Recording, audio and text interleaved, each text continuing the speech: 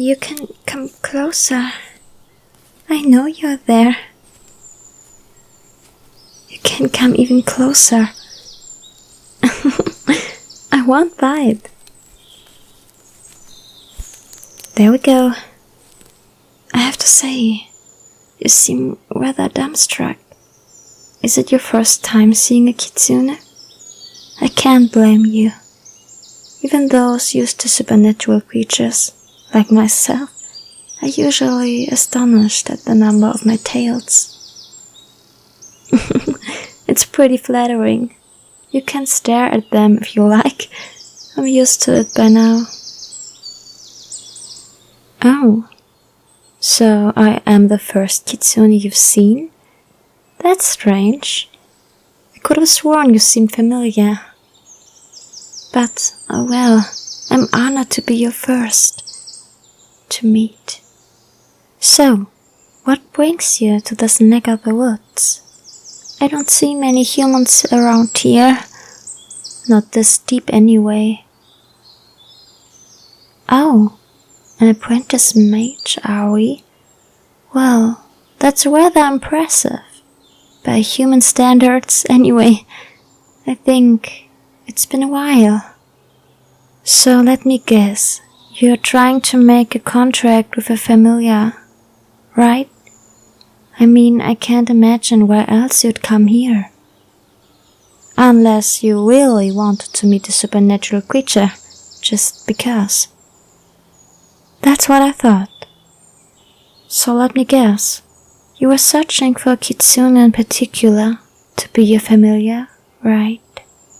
No werewolf or lamia or whatnot would do. How did I know? It's written all over you. And I don't just mean the grin on your face. I can tell from your aura, you see. Everyone's aura is a unique identifier, much like a fingerprint. And you have the same exact aura as my old master, back when they were still alive. They were a bit obsessed with having a kitsune familiar, which means you are too. Yes, that's right. You're the same person as my old master. Basically, you're the reincarnation. I don't have a single doubt about that. Your aura is an exact match. Oh, it's been so long. I was worried it was just the nostalgia, but your aura is just like I remember it. It's so sweet. With the consistency of syrup to match. Though it feels fresh, like mist on my skin. And the fragrance is fruity, but not overpowering. If only you were a bit more skilled at magic, you would be able to experience it too. But oh, well, you'll learn it in time. It took me a while myself back then to learn how to detect your aura so thoroughly. Months of training alongside you under your contract. But it was so worth it when I could finally experience our bond on an entirely new level. I can tell. You might be a bit skeptical. You meet a kitsune in the forest and suddenly they claim to be a familiar from your past life. There are a few things sketchier, but I can prove it. Prove that I really am yours. Your looks might have changed, but your body language is still the exact same. I'm sure so much more must have carried over as well. I know. We can do a little test. I'll show you that I have knowledge that could only have come from knowing you from a past life. I know things about you that even you don't know. For instance, look over here. See these bushes? See their berries? One type is blue, one type red, and one type black. Do you know what they are called? Really? You don't? That's so ironic. You used to always poke fun at me for forgetting their names. It was a bit of a running gag between us. but I'm rather excited to get to be the one to teach you this time. Here, if you try the blue one, you find it's your favorite fruit in the world, which is a bit strange, since it's such an unpopular berry, but that just makes your taste more refined in my opinion. I developed a taste for it myself, just so I could be more like you. If you try the red berry, you'll find it's okay. Probably. You always said the taste for that one was so inconsistent. On some days it could be almost as good as the blue ones. Maybe try a few batches to see if you get a good batch. Lastly, there's the black ones. I don't think you want to try it more than once. You always said it was your least favorite, and you had no idea how people ate them. Whenever you wanted to describe a food as disgusting, you'd say it was like the blackberry. Well, alright, let me pick a few for you. Okay, here you go. Give them a bite and let me know just how right I am. See? I could tell I was right just from the facial expressions of yours. And also that you spat out the black one. I have to pick more of the blue ones for you though. You really went to town on them. But do you believe me now? I mean, what are the chances I'd get all three right? Not to mention knowing your kitsune obsession. Oh dear! You poor thing, you're giving me that look you always do when you're starved for touching my tails. I know that from your perspective maybe you just met me, but from mine there's no one closer to me.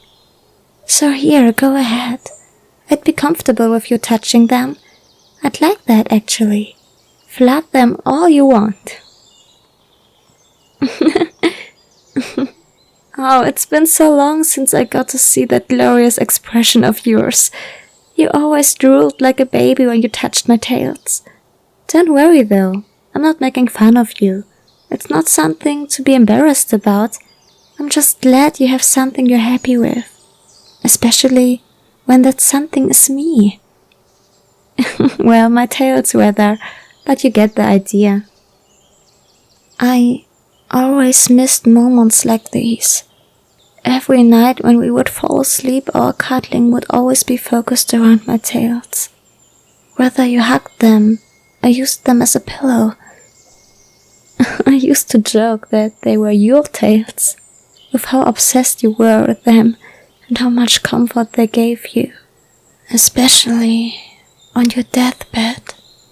Your final moments were with my tails. I really missed you, you know. All these years without you, I've been so alone. Humans don't live nearly as long as a kitsune does. I always knew that. But I was always in denial. Even when your skin grew wrinkly and your hair grew grey, I was still always in denial. I'd tell myself you always have a few more years with me at the very least. Then as reality hit me, the rationalization changed to a few more months, then a few more weeks, a few more days, until finally I lied to myself saying you will surely have at least a few more minutes with me. But then you passed away, right in front of me. You're finally here in front of me, and I still don't think I can come to terms with what happened. I've always loved you too much for my own good, Master. I can call you that, can't I? Master? I always loved calling you Master. It reinforces our bonds, our contract, our connection. Say, I want to feel that connection again. I know I might be rushing things a bit here, but can we make a contract again? Right here, right now? I don't want to suffer a single second more of this distance from you. We've been separated for so long. We have so much to make up for, so we should start as soon as possible. Yay, that's great, oh Master. I can't just get drunk on your words. You always knew how to please me. We'll finally be together again. Just the two of us. What? What do you mean it's not going to just be the two of us? What do you mean you want to get another familiar other than just me? Aren't I enough? I'm super powerful from all the training in your past life. My flames are hot enough to melt through steel. My illusions are real enough to touch. I'm in the top percentile of familiars, and in time I get even stronger. If there's something that's not enough about me, I can change it. Is it my looks? By now I can maintain my illusions indefinitely. I've always been practicing with illusions of you, after all, so I can look however you like. No? You always said I was the only one you needed. Every day you'd assure me. Forget it. What's done is done. It looks like I can't change your mind. So, let's just hurry up and perform the contract. You do have the magic links, right? The silver and gold ones, to sign the contract, and the contract itself? Excellent. It looks like your tuition wasn't a waste. Here, give me the gold one. What? No, the familiar uses the gold ink to sign. The master uses the silver ink. Well, then your teachers were wrong then. Listen, the familiar uses the more expensive ink as a show of respect towards the familiar. What kind of familiar would want to form a contract with a master that doesn't respect them after all? You're still unsure? What about the purifying properties of silver? It's symbolic of the purity of the master's intentions, ensuring that the familiar can trust itself to be under their new master. That's why the master uses the silver ink. No, I'm sorry, but that's wrong. The mnemonic device goes like this. The master uses silver ink to form the link, where the familiar uses gold, most expensive of all, to show they are treasured as a doll. Okay, I don't know how to put this politely, so I'm just going to say it. Which one of us has lived longer? Which one of us has more experience? And which one of us has actually performed a familiar contract before? Thank you. Here I go. I have a pretty signature, I know. Now you sign with the silver ink. And there.